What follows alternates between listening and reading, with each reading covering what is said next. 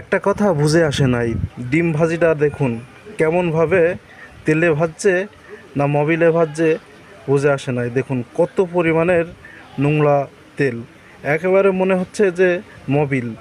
দেখুন কত পরিমাণের নোংরা, আর কি যে অবস্থা, মানে বলে বোঝাতে পারবো না। হাতে তুলে নিল, এবারটা ওই যে ওখানে মনে হয় আটা জাতীয় আছে, যত সম্ভব ওইটা দিয়ে আর ডিম ভাজিটা দিয়ে মাখাচ্ছে একসাথে।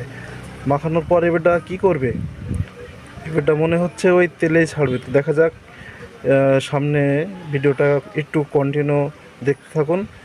ওই তো এবারটা কী করছে, একটা পাত্রে, হ্যাঁ এই পাত্রে তাহলে এখনও আছে, এই তো এখানেও আছে। এগুলো খাবে কারা, খাওয়াটাও দেখতে হবে তো আমাদের শেষ পর্যন্ত। কারা যে খায় এই ডিম ভাজি, ওটা এই যে ছেড়ে দিল।